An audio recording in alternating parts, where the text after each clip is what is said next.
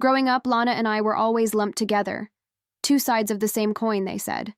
But if you looked a little closer, the cracks between us weren't hard to spot. I was the responsible one, the careful one, the one who kept promises like treasures in my pocket. Lana, she was wild, unpredictable, always laughing a little too loud, living like rules were just suggestions. Even when our parents tried to treat us the same, it felt like the stage was rigged, and somehow, no matter what I did, I ended up wearing the crown she thought should have been hers. As we got older, our paths started pulling apart, like two magnets flipping the wrong way. I spent my 20s building something real, a brand, a community, a little corner of the internet that actually felt like home. I wasn't chasing fame, I just wanted to create, to connect, to matter. Meanwhile, Lana drifted, always chasing some new thrill, some shortcut to the life she thought she deserved. And somewhere along the way, admiration curdled into something darker between us, something that simmered right beneath her smile. The weird part is, I never saw it coming. Maybe because I wanted to believe that no matter how different we were, deep down, we'd always have each other's backs. That's the thing about family. You build your dreams on it like it's bedrock. You never think it might crack under you. Looking back now, all the signs were there, flashing like warning lights I stubbornly ignored. And maybe if I had paid more attention, I would have seen the danger wearing my own reflection. Because it turned out, it was all too easy for Lana to slip into my skin, to wear my face like a mask. She could fool the world without blinking. What she didn't realize was how high the price of that mask would be, for both of us. At first, everything felt normal. My followers were growing, my projects were gaining momentum, and it felt like the world was finally seeing me for who I was. Every post, every message, it was like planting seeds and watching something beautiful bloom. I didn't know that somewhere in the shadows, Lana was already laying traps, quiet ones, patient ones. She wasn't coming at me head on. No, she was slipping under the surface, weaving little lies dressed up in my voice. She created fake profiles, dozens of them, each one a distorted version of me. At first glance, they looked so real. The same photos, the same smile, even little quotes I'd posted once upon a time. But underneath, they were poisoned. A scandalous comment here, a cruel jab there, a thin layer of grime layered over everything I had worked so hard to keep clean. It was subtle at first. Subtle enough that no one noticed the shift, not even me. I wish I could tell you I caught on quickly, that I saw through it the moment things started feeling off. But the truth is, I was busy building, dreaming, trusting. And that's the most dangerous thing about betrayal, isn't it? It never walks through the front door. It slips through the cracks you didn't even know were there. I kept posting, kept working, completely unaware that Lana was reshaping the ground beneath my feet. There's this eerie thing about watching your own reflection move without you, like seeing yourself in a funhouse mirror where everything's just a little wrong. That's what was happening, only I couldn't see it yet. I was still smiling for the camera, still believing in the life I had built, while just out of sight, my sister was painting a version of me I wouldn't even recognize. Looking back now, I can almost pinpoint the moment the ground started to shift under me. Little things, at first, a few odd comments from followers, a weird email that made no sense. I brushed it off, too caught up in my next big project, too confident that the world I had built was solid. I didn't realize I was living inside a house someone else had already set on fire, one spark at a time. And the arsonist? She knew exactly where to strike. You might wonder, why? Why would your own sister do that? I've asked myself the same question 1,000 times. Maybe it was jealousy. Maybe it was resentment that had been growing for years, feeding off every small success I had. Maybe it was just easier for her to burn down what I built than face what she hadn't. All I know is that somewhere along the way, loving me turned into hating me, and once that line was crossed, there was no going back. The thing is, when someone shares your face, your memories, your history, the betrayal doesn't feel like a stab in the back. It feels like the world itself turns inside out. Who would question it after all? If it looked like me, sounded like me, carried the same smiles and the same scars, why would anyone doubt it was me? Lana didn't need to hack into my accounts. She just needed to hack into people's trust. And she did it brilliantly. It was easy for Lana to wear my face. That part came naturally to her. What she didn't see coming, though, what none of us did, was how heavy that mask would become. And the cost of wearing it. Well, that's where everything really started to unravel. It started small, like the faintest crack in a mirror. A few followers dropping off, a couple of rude messages that didn't quite make sense. I told myself it was normal. The internet could be brutal sometimes. Thick skin, right? That's what everyone says you need when you put yourself out there. But the thick skin didn't stop the uneasiness that started curling in my gut, whispering that something was wrong, that something was coming I couldn't see yet. Then the emails started rolling in. Brands I had partnered with, ones I had spent months, even years building relationships with, suddenly ghosted me. Some sent cold, clipped messages. "We regret to inform you." I'd sit there staring at the words, trying to make sense of it, feeling this slow, rising panic crawl up my spine. It wasn't just rejection. It was like being erased, like the version of me they had trusted wasn't there anymore. I remember one night, sitting at my kitchen table, scrolling through my messages with shaking hands. Angry DMs, screenshots, people accusing me of saying things I would never, ever dream of. Words twisted into knives, opinions shoved into my mouth that weren't mine. Every ding of a new message felt like a punch to the chest. I kept thinking, this isn't happening. This can't be real. But it was real, and it was gaining speed like a storm I couldn't outrun. The worst part? I had no idea where it was coming from. No warning, no explanation. Just this tidal wave crashing over everything I had built while I stood there, drenched and confused, trying to piece together what had gone so horribly wrong. And somewhere, hidden behind a fake smile, Lana was watching it all unfold, and smiling for real. It wasn't until a friend, someone I trusted like family, sent me a late-night message that everything really snapped into focus. She didn't say much, just a few words and a handful of screenshots. "Is this you?" she asked. My heart sank before I even clicked. There it was. My name, my face, my words, only twisted into something ugly, something cruel. Posts filled with offensive comments, arguments I had never been a part of, opinions I didn't even recognize. I remember just sitting there numb, scrolling through the screenshots like I was flipping through a nightmare. Every word felt like it chipped away at the person I had fought so hard to become. It wasn't just the hate, it was the realization that people believed it. People who had followed me, supported me, trusted me, turning away like I was some kind of stranger. And the worst part? I couldn't even blame them. If I had seen those posts without context, maybe I would have believed it too. I barely slept that night.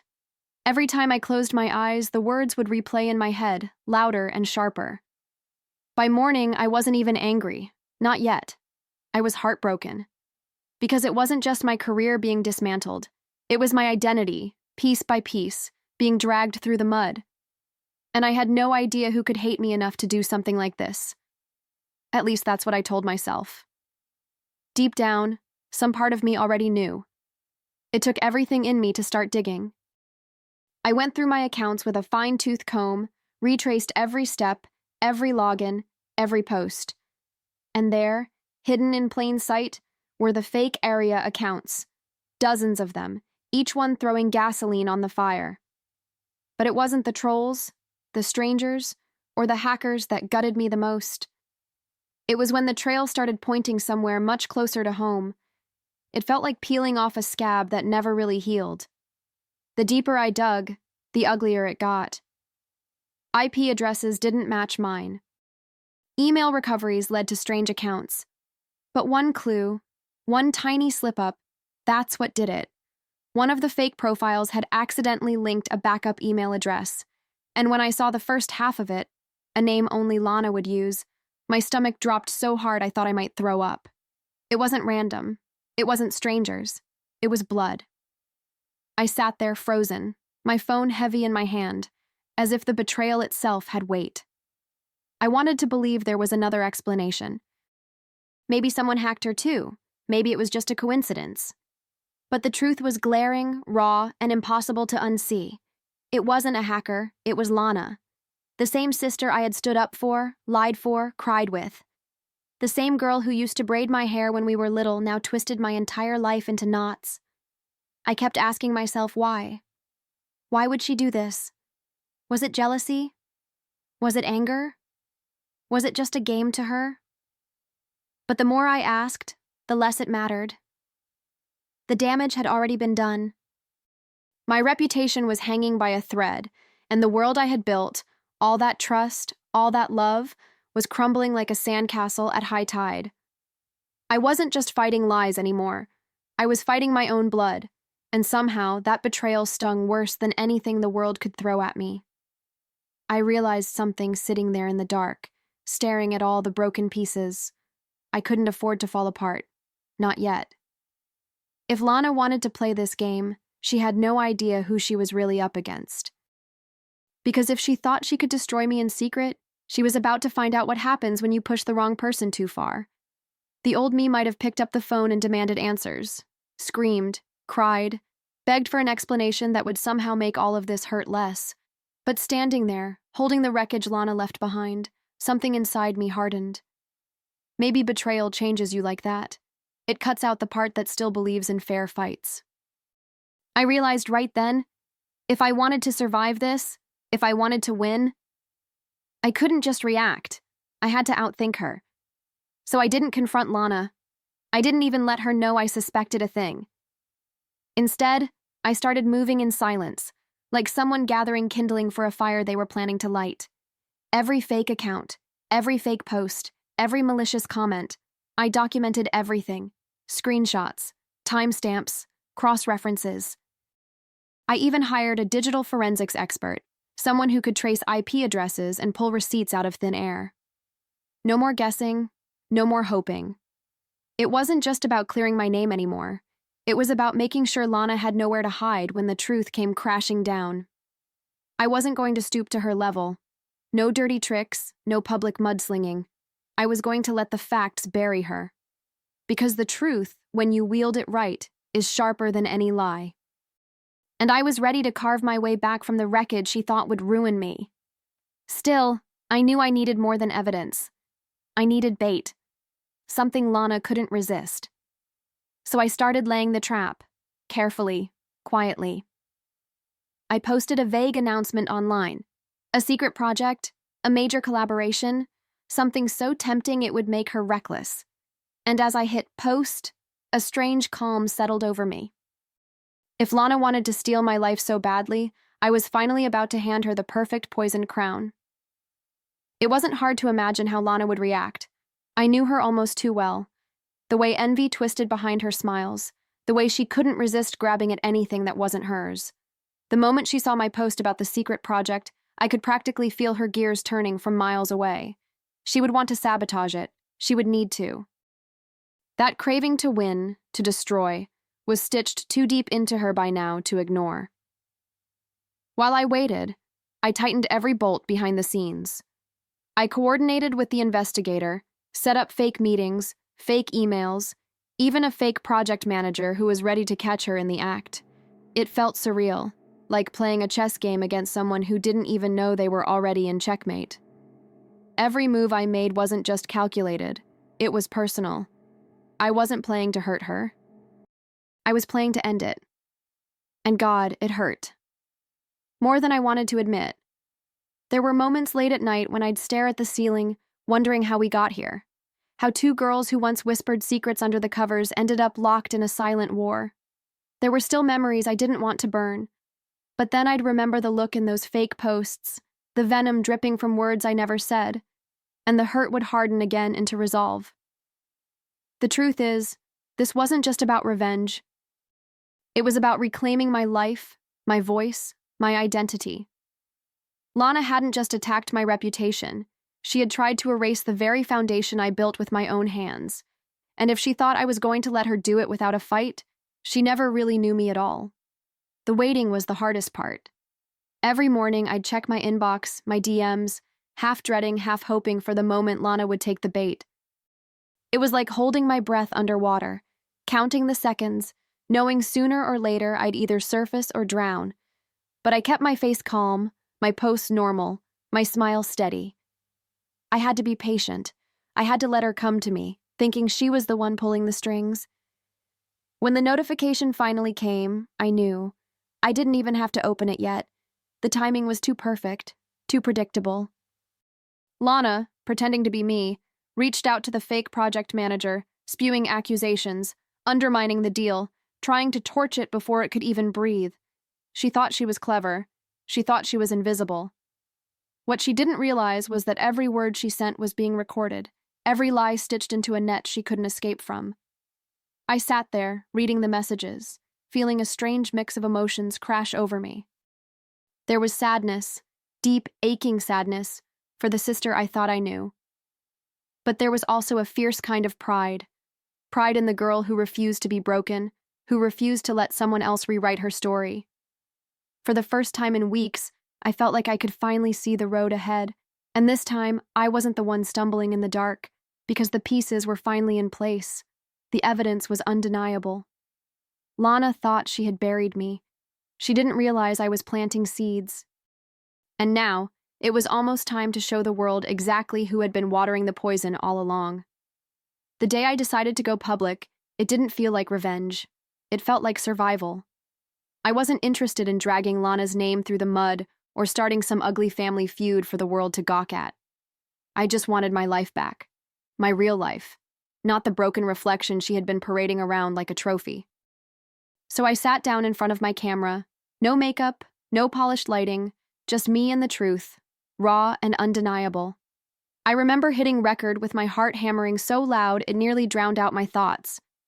But once I started talking, the words came easy. I wasn't angry, I wasn't bitter, I was steady, almost heartbreakingly calm. I told my followers what had happened, not with rage, but with sorrow. I showed them the evidence, screenshots, timelines, conversations. I connected the dots carefully, like someone laying out pieces of a shattered mirror for everyone to finally see. I never said her name. I didn't have to. The truth has a way of finding its mark without you needing to aim. I wasn't looking for pity, and I wasn't begging for forgiveness from people who had turned away. I was offering them something real in a world full of lies. And I knew, deep down, that the people who mattered, the ones who had ever really known me, would feel the difference between the mask and the face underneath. As I ended the video, I looked into the camera and spoke the only words that truly mattered. Sometimes the worst enemy doesn't wear a mask. They wear your face. Then I sat there in the silence afterward, my hands trembling slightly, knowing there was no going back. I had thrown the first stone, not out of hatred, but out of necessity. And now, all I could do was watch the ripples spread. The reaction came faster than I expected. Within minutes of posting, my phone lit up like a Christmas tree. Texts, emails, notifications pinging so fast I couldn't keep up. Some people apologized immediately, their words clumsy but earnest. Others sat in stunned silence, watching the truth unfold piece by piece. It wasn't about clearing my name anymore. It was about pulling back the curtain, letting people see how easily a lie can wear a familiar face. I watched as the comments poured in, some full of rage at the betrayal, others full of shame for having believed the worst so quickly. I wasn't surprised. People love a villain. They love building one even more. And for a while, I had been exactly what they needed. Someone to tear down, someone to blame. But now the narrative was slipping through their fingers, replaced by something rawer, harder to digest. Reality. Somewhere in the back of my mind, I wondered how Lana was handling it. I imagined her scrolling through the flood of comments, seeing the truth she'd tried so hard to bury surfacing like a shipwreck uncovered by the tide. Maybe she would deny it. Maybe she would try to twist it into another story. But deep down, I knew. There was no talking her way out of this. Not this time. The evidence was too clear, too damning. And honestly, I didn't feel triumphant. I didn't feel like I had won. I just felt lighter, like I had finally set down a burden I didn't even realize I'd been carrying for years. I wasn't trying to destroy Lana. I was just done letting her destroy me. And as the truth echoed louder than any lie she ever told, I realized the most powerful thing I had ever done was simply tell my own story. In the days that followed, everything shifted. Brands that had cut ties quietly reached out again, some offering apologies wrapped in cautious words, others simply asking how they could make things right. I didn't respond to all of them. Some bridges once burned didn't deserve rebuilding, but it felt good to know I had taken my power back, not through rage, not through scandal, but by standing steady in the storm and refusing to let it tear me apart. I watched as whispers turned into full-blown conversations. People who had once fueled the smear campaign now scrambled to delete their comments, pretend they hadn't been part of it. I didn't waste my time gloating. The truth was doing all the work I ever needed it to do. And as messy as it all was, it was freeing too. Watching the real story rise up from the ashes of the one Lana had tried to force onto me. What struck me most wasn't the betrayal anymore. It was how quickly people had been willing to believe the worst version of me. It made me wonder how often we do that. See someone stumble and assume the worst instead of asking, "Are you okay? What's really going on?" Maybe that was the real lesson hiding underneath all the hurt. People will believe what's easiest, but healing, real healing, takes choosing the harder truth. I didn't name Lana publicly, not once. But it didn't matter. Enough people knew. Enough people connected the dots. She had tried to wear my face to destroy me. In the end, all she really did was expose her own reflection. And as the world turned its gaze toward her, questioning, judging, pulling away, I stood still, breathing a little deeper, knowing my fight was finally shifting into something bigger than revenge. The fallout hit Lana like a wave she never saw coming. One by one, the brands she had secretly tried to court, the ones she thought would never find out, blacklisted her without so much as a conversation. Friends who used to laugh at her jokes and tag her in pictures stopped answering her calls. She wasn't just the girl who tried to hurt her sister. She became something worse. The twin who lost everything because she couldn't stand living in someone else's light.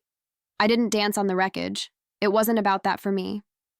Watching her stumble, watching her scramble for damage control felt strangely hollow. There was no satisfaction in seeing her burn. If anything, there was a sadness that clung to me, heavier than any anger ever could. This was the ending Lana had written for herself, page by page, without even realizing how cruel her own story would become. Meanwhile, I started to rebuild. Slowly, carefully, like someone tending a garden after a brutal storm. Not everything was salvageable. Some followers were gone for good. Some brand deals would never come back. But what remained was real, raw and loyal and unshakable. I wasn't just some influencer with a curated feed anymore. I was proof that you could lose everything and still choose to rise without losing yourself. And quietly, behind the scenes, I made one final move. I filed the paperwork, dotted every I, crossed every T. I trademarked my name, my image, my brand. Everything Lana had tried to weaponize against me was now mine by law. And when the documents came through, stamped and official, I realized with a calm, almost heartbreaking certainty, she hadn't just failed to destroy me. She had erased her own ability to ever use me again. When the official notice came through, I sat there for a long time just staring at it. My name, legally protected, untouchable now. It should have felt like a victory parade. Fireworks, champagne, some big triumphant moment. But it didn't. It felt quiet, heavy. Like standing alone at the end of a long battle you never wanted to fight in the first place. I wasn't celebrating beating Lana. I was mourning the sister I realized I'd probably lost forever. In those moments, flashes of our childhood kept sneaking up on me. Us building forts in the living room, whispering about dreams bigger than the sky. Her daring me to climb trees, me daring her to believe in herself. Somewhere between those moments and now, we had broken something that couldn't be glued back together. And no legal document, no public vindication, was ever going to fix that crack. But here's the truth I held on to. Not every loss is a defeat. Sometimes walking away with scars means you fought for something worth keeping. Your dignity, your truth, your soul. I could live with the scar Lana left behind. What I couldn't live with was the idea of shrinking myself to make someone else more comfortable. I had given enough of my light away already. So I chose to move forward, one step at a time, planting new seeds where the ground had been scorched. This time, no one else would touch the roots. This time, the only reflection I would chase was the one I saw staring back at me in the mirror. Real, imperfect, but finally and completely mine. Lana faded from the public eye faster than anyone expected. The same people who once cheered for her drama now moved on, hungry for the next scandal. She tried to claw her way back a few times, creating new accounts, whispering half-truths to anyone who would still listen. But none of it stuck. Without my face to hide behind, without my name to borrow, she was just gone. A shadow chasing a life she could never steal again.